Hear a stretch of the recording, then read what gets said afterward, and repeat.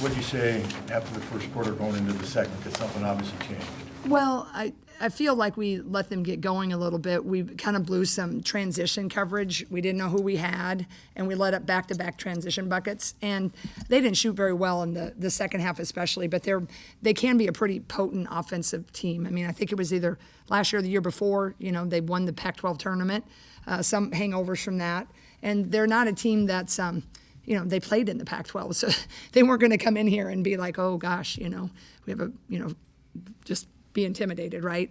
So I did not want them to get hot and think that their little durable weave action, and they do a lot of flip handoffs for ball screens. And so we just had a little chat about sticking to our fundamentals and wanting to dictate the action. And I think that they responded pretty well to that. Looked like the freshman in particular really brought a spark there in the second quarter. Is that kind of what you saw there? Well, I think that's what was really great about this game is it allowed us to, that second quarter, they gave us a spark, so we kind of kept going with it. And then when we came in, just the feel you get, I was pretty confident in the second half, not overconfident at halftime. I felt they were responding. And I was reminded that the third quarter is usually their best quarter. So we were able to say, hey, when they were at Texas Tech, they had a heck of a third quarter. They lost that one by, I think, 2 or a few points. So I reminded them of that. And then when we got going in the third, they remained cold. And then it just allowed us this game. It might have been sometimes not as fluid or smooth, but we were trying different combinations because the climb gets steeper and steeper.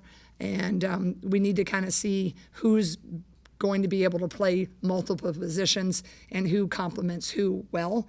So today we learned a lot. It may not have always looked like it as fluid offensively, and I just got to believe that pretty soon those shots will be falling. Coach, it always seems like Lucy's going to get her points, but there's someone else that's going to step up every game, and it's always a different person. Yeah, and I think that's what kind of makes this year kind of fun. Usually in the past, we've kind of known who the big 2 or 3 were going to be. This one, it needs to be Lucy. Hannah has to make an impact on the game, but it could be Addie, right? It could be Tegan Malini coming off the bench. It could be Taylor McCabe. It could be Strimlow, right? And so I think that's, I'd like to think as we keep getting better and better, is those combinations, it'll be a little bit harder for the scout because when you have to put about 8 to 9 to 10 people on a scout, and you really want your team to know personnel, that's a little bit trickier at times. And so I'm hopeful that we can keep getting more and more people on the opponent's scouts. Coach, I think 3 of the last 8 quarters you've allowed 5 points or less now. What are you seeing defensively that just? Well, I just think we have the emphasis we placed on it, but people then are buying into the emphasis. But we have people that are pretty good on the ball, right? They're pretty good, whether we're going to go over the ball screens or we're going to go under. They understand the sense of urgency. And so you got 2 players that are pretty good on-ball defenders that can allow you a little bit of, confidence. With the others who maybe aren't as good, you'll put them on some others, and they can be in a pretty good gap or help defense. So it's allowing us, I think, to really put our best people in the positions I'd like, where sometimes if you're not always great on the ball, you kind of take your pick, right, or who you don't want to be fatigued as much, right, on the offensive end. Here, I think we got 2 to 3 really good on-ball defenders. So, in the competition we played thus far, I really haven't looked at Rhode Island or BYU. I do know who's on our schedule, though. And after that, then we got Tennessee, and you got Iowa State, and you got a huge in-state rivalry of Northern Iowa. So better and better consistent shooters, better athletes. So anything we can get to build that confidence, and when I'm liking what I'm seeing, and I think it's because we have a couple more on-ball defenders, that really are showing their strengths at that. Jen, you shared a moment with Aaliyah before she went in the game, and what have you seen from her? What did it mean for you to be able to get her into this game before competition does ramp up, and just get her first experience? Well, I really wasn't anticipating getting her in today because I really didn't know, how this game was going to play out, and I knew she was just cleared for full last week. And anybody who's had an injury of any kind, that is a long road home. And then when you get your dream school, right, she signed, and then we had that injury just about a year ago. So it's very emotional to get into the game. And, she had a quiver lip and just was like, she said, Coach, I'm so nervous. And we had a little moment after the game, and, she had a turnover or something. I'm like, hey, look, that's the least of our worries. You got that out. You felt how this Hawkeye family has embraced you. So I think that was one of the cooler moments in my young head coaching career, is just getting to see someone that were, anytime you get an injury, you're at such a low point, but getting to be part of that high point. I hope Lisa Bluter shared in that too, because, Aaliyah's always been special. And I tell you why that kid's special. She came and she didn't know if Caitlin Clark was going to have be here or not, right? Seems crazy that Caitlin could really have been here, right? But the fact that that kid was like, I want to be part of this. I want to be part of your program. If I'm going to, sit, I'm going to learn from one of the best ever. And if not, I have a pretty good opportunity. And we told her there would probably be someone in the portal. But that just is kind of the selflessness that any and every coach would love. Coach, what does it mean for you to head into the Thanksgiving week with the tournament in Cancun, starting the season 6-0 in your first year as head coach, and with this group in particular? What does that mean to you? Well, number one, the flight will be much more enjoyable tomorrow. I did mention that to them. I said, regardless of what role I have, it's very much more fun to fly to a tropical place when you get a win, right? But seriously, I feel forever grateful for all these kids who stuck with us when there was that transition.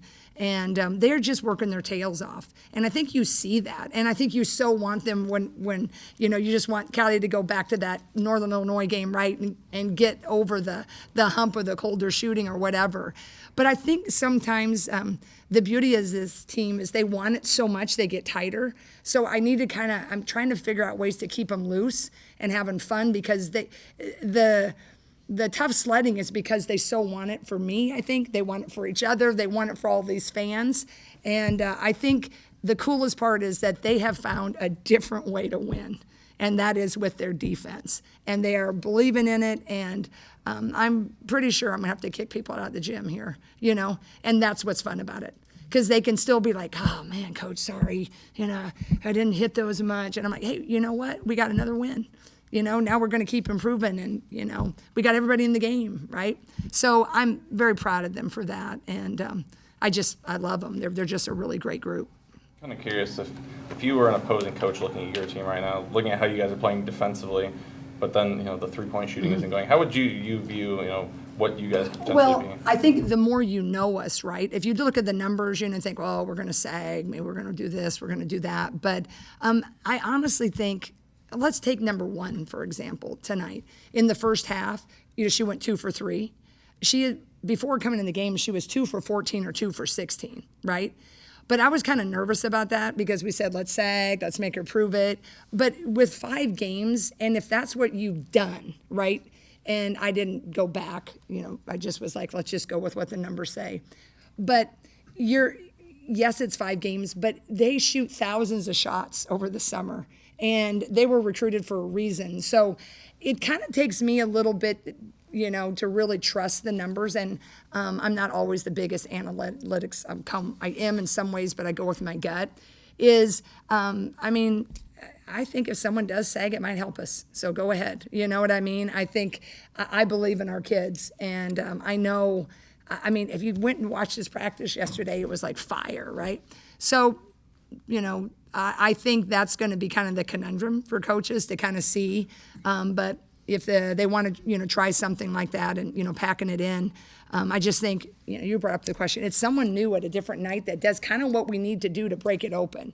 I think I'd, probably just say prove it for a while. But since I know my team, I'm not concerned. I'm disappointed for them, but I'm not concerned because I know how hard they work. Coach, you mentioned using this game as a visual tool to see who you can trust going forward. Is there any players that have caught your eye that you're kind of on the fence that you're now trusting them a lot more? I wouldn't say maybe on the fence in the sense I just want to see if their consistency and how they respond to mistakes. And I think that's the thing, like you can look, but it's like, how down do you get? Because a game like this, you can have a turnover, you can make a bad error and taking a shot too early. But then, you're up by 15 or 20, it's why you're in the game. But then when you give them another shot to go in, because when you're in a tight game, right, you don't have time to really, sometimes you just don't get that other extra shot. So I look a lot at, maybe the things that don't show up in the box score. But I like all of our freshmen's mindset. I think that was really, Mulaney hasn't had the shooting yet, but she just kind of goes in there and does her job. We kind of switched her around on a different couple things today. They handled it. But I think Shrimlow, she just is, she makes things happen. And if she makes a mistake, she's still going to make things happen, right? She just kind of auto-corrects and has a high five and blocks the shot and almost saves it. Those are kind of things that they can kind of help you go over the hump.